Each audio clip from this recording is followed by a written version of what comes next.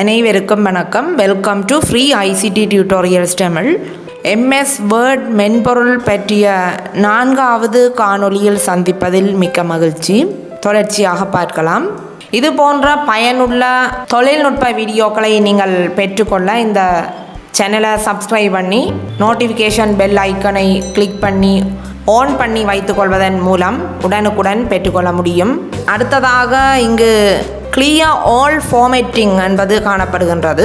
நாங்கள் என்னென்ன மாற்றங்கள் இந்த எழுத்துக்களிற்கு செய்தோமோ அத்தனை மாற்றங்களும் இல்லாமல் போய் சாதாரணமாக ஆரம்பத்தில் எப்படியான எழுத்துக்களாக காணப்பட்டதோ அப்படியான எழுத்துக்களாக மாற்றப்பட போகின்றது. முதலில் எழுத்துக்களை செலக்ட் பண்ணி கொள்கின்றேன். செலக்ட் பண்ணி விட்டு இந்த கிளியர் ஆல் ஃபார்மேட்டிங் என்பதனை தெரிவு செய்து கொள்கின்றேன்.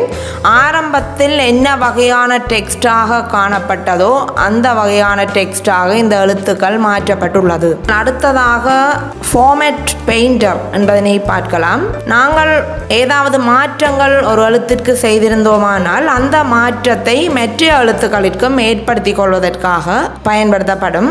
இப்போது இந்த டெக்ஸ்ட்டுக்கு நான் ஃபாண்ட் கலரை சேஞ்ச் பண்ணி கொள்கின்றேன்.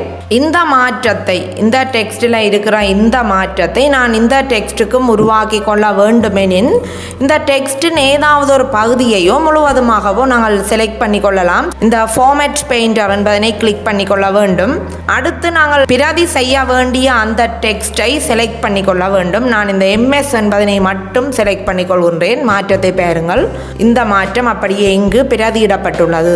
இவ்வாறு நாங்கள் டிசைன் செய்த அந்த டெக்ஸ்டின் அதே ஃபீச்சர்ஸை இன்னொரு டெக்ஸ்ட்டுக்கு உருவாக்கி கொள்வதற்காக இந்த ஃபார்மேட் பெயிண்டர் பயன்படுத்தப்படும். அடுத்ததாக நாங்கள் இந்த வேர்ட் டாக்குமெண்ட்டை சேமித்து கொள்வோம். சேவ் பண்ணி கொள்ளலாம். இப்போது நாங்கள் ஃபைல் என்ற இந்த டேப்பை கிளிக் பண்ணி கொள்ள வேண்டும். கிளிக் பண்ணிவிட்டு இதில் 2 ஆப்ஷன்ஸ் காணப்படுகின்றது, சேவ் மற்றும் சேவ் as. நாங்கள் முதலில் சேவ் பண்ண போகின்றோமெனின் இந்த 2இல் ஏதாவது ஒன்றை நாங்கள் செலக்ட் பண்ணி கொள்ள முடியும்.